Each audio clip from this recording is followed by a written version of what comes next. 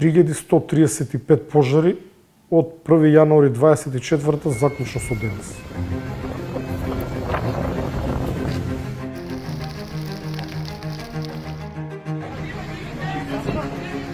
Ајде, дече, ајде. Друго дете внатре.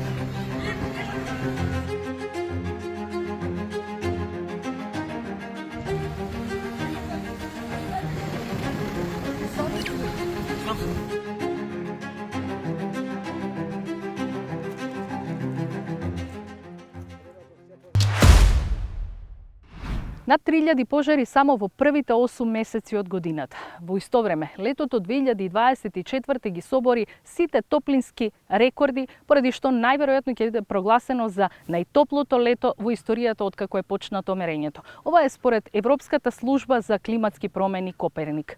Во првото издание на Само прашај зборуваме за пожарите, за температурите, за климатските промени и за човечките приказни. Останете со нас.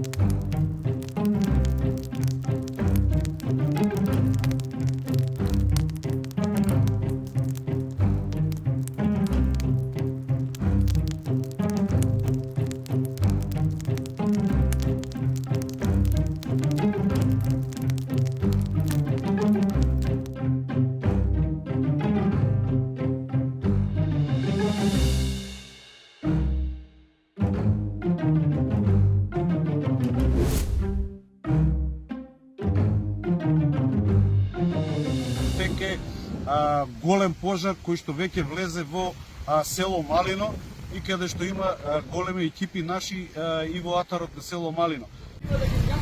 Куќата во зборе дали е заштитена? Не.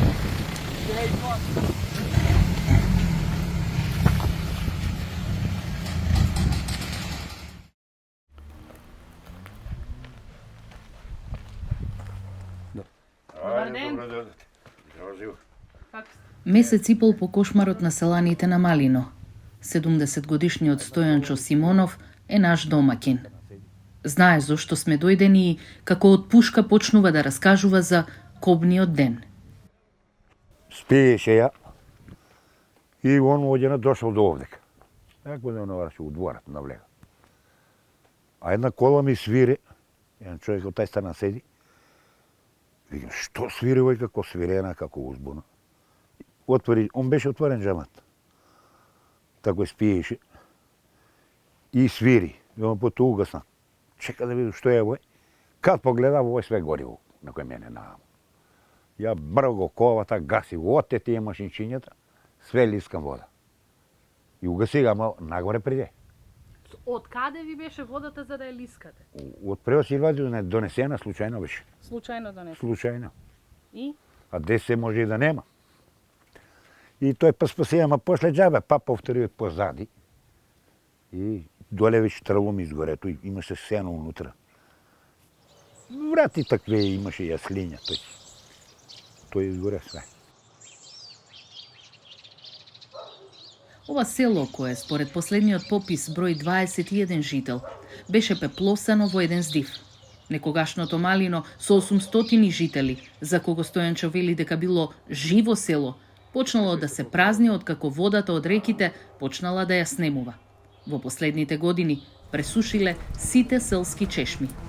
Нема вода, да ни направи вода, некој ќе седи човек, ќе се чува. Мушно, овци, крави. Ама чем нема вода, дигне вруќи се побега. Совет да има, ама вода не е. Абе колку сме, толку сме народ, немаше да е до овој катастрофа. Нешто с трактори ќе се одоре. Ама нема вода. Пеколниот круг на поврзаноста на глобалното затоплување и пожарите оди вака. Секнувањето на водата ги тера селаните да се преселат, оти не само што нема за нив, туку нема каде да го напојуваат ниту добитокот. Ако нема добиток, никој не ја паси и обновува тревата. Тревата расте и брзо се суши, а и сушена трева гори побрзо и од светлината. Така Малино, но и многу други напуштени села изгореа во последните пожари во земјава. Дури е малце, на време треба. Ама нема да го доведе. Вода, нема ништо. Суруѓе не се ваѓа овој. Ке го браните ли селото до последен здив? И како да го бранам? Еве, прво вода да не направи. Што ги кошта тоа, бе? Нека 10.000 евра, што значи тоа за држава, за секој село? И други села нема, ја сам ишол да ми спити. Нема вода, бе. Иди извадени тамо вода, да може да живи тие луѓе, некој ќе се повратат.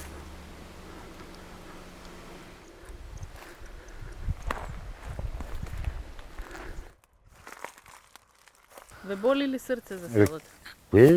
Како не? Тој сум заснува.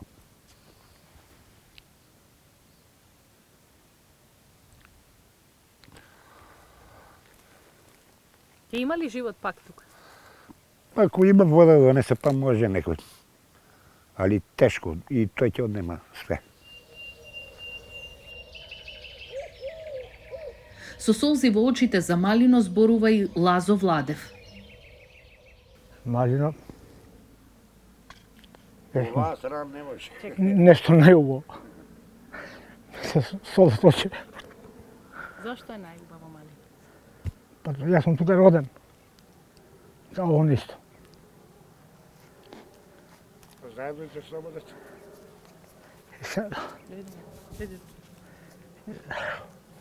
И сега вас ти како ќе ме питам,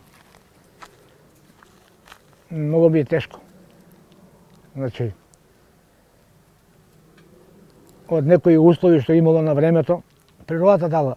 И вода имало, и све имало. Сега овие задни И 10 години. Значи вода секоја година се намалува, оваа година секна скроз нема, ништо, капка вода нема. Ова све горе шо.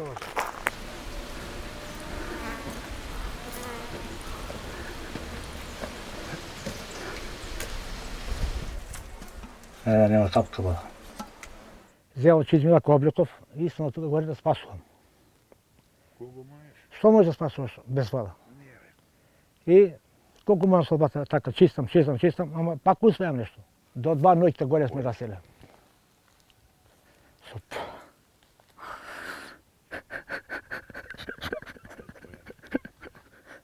Не можам да извините. Што гасите? Успеавме да го локализираме да не се спуши надоле огинот.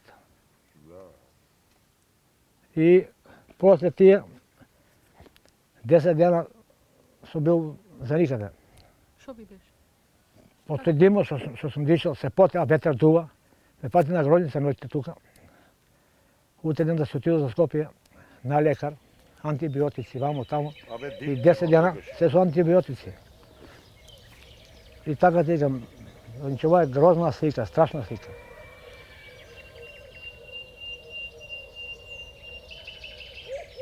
Лути се на природата, уште полути на властите.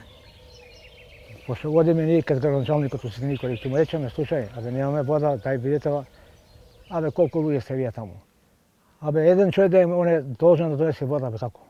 Како така постава прашање, не знам. А знаат даноци за зимање, даноци да плаќаат луѓето. Тоа е страшна работа, значи незаинтересираност, чудо не видено. Оно, коте се.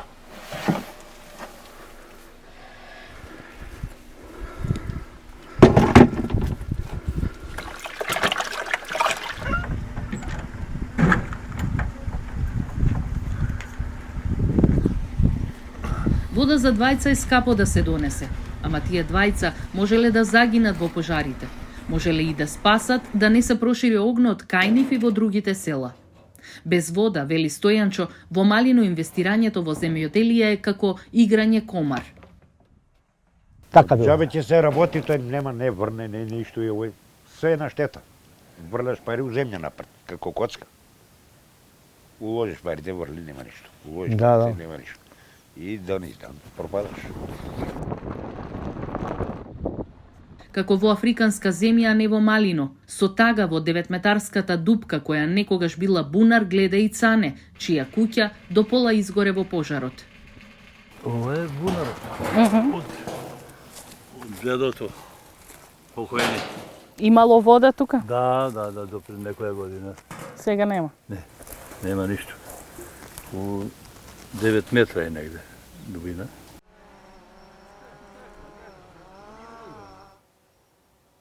Ево тука. Да, бе. Цела изгорена. Се. Ве боли душа? Абе, како не, мислам. Тешко, мислам, не знаеш, имаш сила, ама ти се жртвуваш, ако треба ќе гориш, како да речам, мислам, во тој момент. И све испогоревне во жар. Ке што имало многу. Треба газ гориш и пробајаш у жарот. После до дена, 3 дена, 4 имаш и жар уште. По дворот. Како на филм ли беше слика? Како на филм. Овие тројца со селани, пријатели со иста мака, по 6 километри патуваат за да наполнат вода за себе и за стоката што им останала. Време е да се нахранат двете прасиња, но бурето за вода е празно. Тракторот го чека. Стојанчо ќе вози по вода.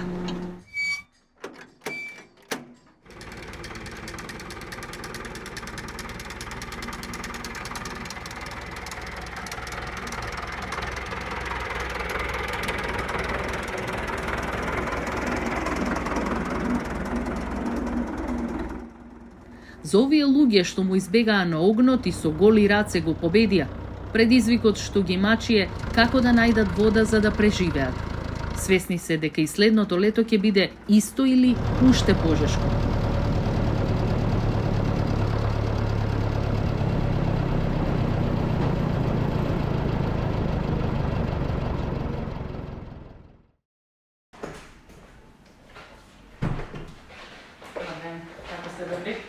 Дека и следното лето го чека работа и проблеми е свесен и директорот на ЦУК, Стојанче Ангелов. Климатските промени не се контролираат, ама тешко се наоѓа решение и за раселените села. А ние се имаме ливади, огромни ливади кои што се со висока трева, би рекол до гради, до овде. Тоа очевидец сум секој ден на ваква трева. Кога ова трева ќе се исуши, станува лесно запалив и лесно горлив материјал. Една од причините за губењето на контрола врз пожарите, особено на подалечните места, докаде што е потребно време на противпожарните единици да стигнат и да почнат со интервенција. Околу причинителите, кога ние зборуваме за луѓе кои што намерно потпалуваат пожари, нивниот број е минорен. Значи, ние не можеме да вадиме проценти. Може би 10 луѓе, еве нека си 100, но во споредба со вкупното население во државата тоа е минорен број. Гореше многу и насекаде, но Ангелов вели дека повиците за доброволци не им биле од корист, напротив, биле опасни. Ние избегнуваме користење на доброволци, односно пожелно е населението да помога да ги брани своите домови. Тие тогаш може да бидат корисни кога ги бранат своите куќи, своите села и бранат место кое што добро го познават. Значи, тие не влегуваат во огнот, туку треба да го сопрат огнот. Со обично црево да испрскат вода со метли, со лопати, да го сопрат огнот кога оди ниско по трева. Јас не дозволувам гасење на пожар со доброволци. Значи, луѓе кои што се обични граѓани, немат никаква обука, кои што се облечени во влечки, во патики, во тренерки, да пуштите да влезат во борова шума е како да сте ги осудиле на смрт. Може некој од нив да изгори. Ние имаме доволно сили. Ако некаде се потребни повеќе луѓе, ние можеме да испратиме војска и полиција. Но за да тие успешно действуваат, ние треба да ја обезбедиме минимум противпожарни лопати и мешини, но и бројот дури новие, би рекол, условно ефтини ресурси. Лопати и мешини е недоволен, односно немаме. Сега е во тек набавка и јас сум голем оптимист дека следната година ќе ја пречекаме многу поподготвени и тоа со реформиран систем за управување со кризи. Ама за реформи потребно е повеќе од набавка на лопати. Свесен е Ангелов, а свесен е и државниот врв кој му дал зелено светло за реорганизација. Ние сме сега во сред војна не се прават многу реформи, но декларативно вчера имав средба со председателката на државата, Гордана Силјанов-Давкова, при што таа јасно кажа дека е неопходна реформа на системот. Значи, дава подршка на она што јас го зборувам без малку 4 години.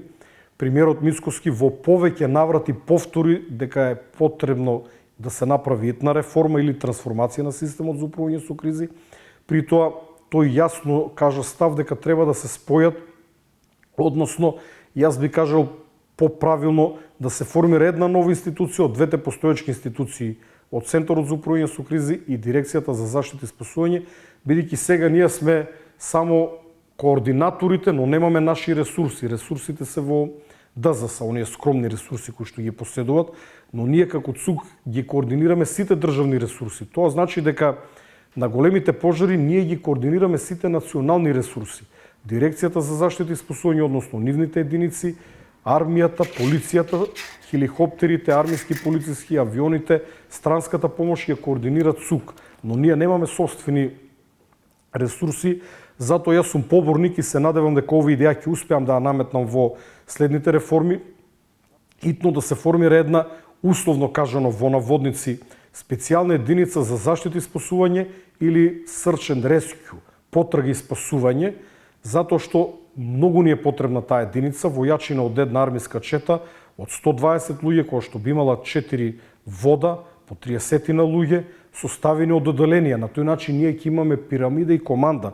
И ако јас денес испратев 120 добро обучени пожарникари, бидејќи оваа единица би била мултифункционална, летно време ќе гаси пожари, на есен ќе спасува луѓе или имот од поплави, а во било кој период од годината ќе спасуваат луѓе од планините или од непристапни или тешко пристапни места.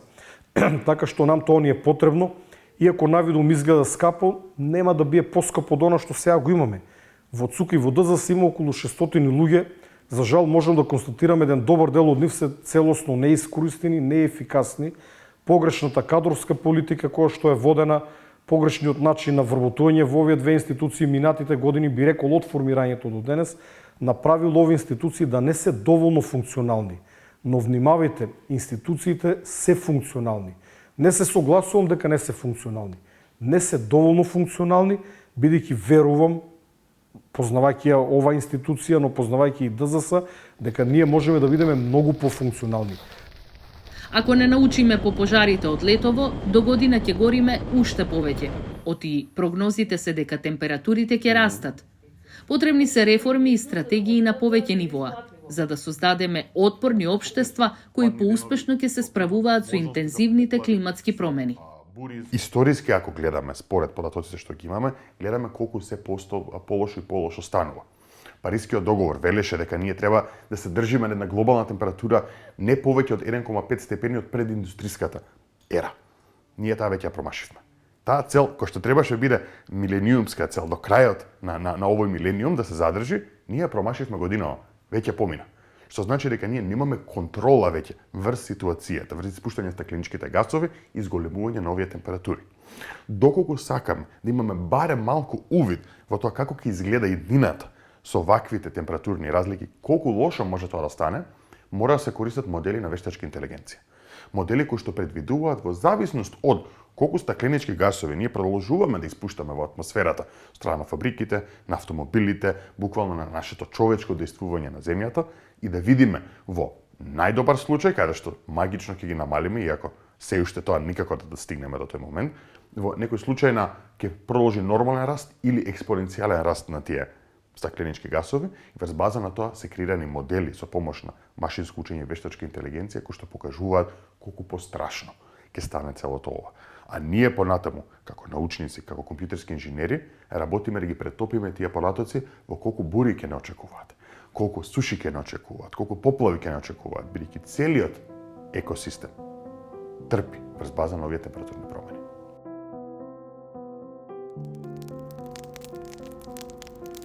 Климатските промени мора итно да се сватат сериозно, оти со силата на природата тешко кој излегол на крај. Професорот Ордан Чукалие вели дека недостасува многу посериозен пристап. На климатски промени работиме еден помал тим, не знам, 10 на 20 луѓе дали се вклучени во сите овие истражувања во земјоделството и сето тоа прави недостиг на кадри. Веќе имаме сознанија што ќе бидат проблемите, меѓутоа знаете, ние ги разгледувавме досега само оние два главни параметри. Тоа е врнежите и тоа е температурата Меѓутоа, климатските промени носат пореметувања во сите останати метеоролошки параметри, значи и промени во однос на ветерот, силината на ветерот, промени во однос на сончевата радијација, ожеготини. Тоа го немаме работено, тоа го предлагавме мерки врз база на сознание, не врз база на податоци, што навистина ќе се случи во Република Македонија, Република Северна Македонија. Но сето тоа е некако, да кажам, не доволно подкрепено со податоци од научни истражувања. Само во првите 7 месеци од годината, над 38 милиони денари изнесува вкупната штета од опожарената шума. Над 800 пожари кои во изминатите 5 години зафатиле шумски појаси предизвикале штета од над 55 милиони евра.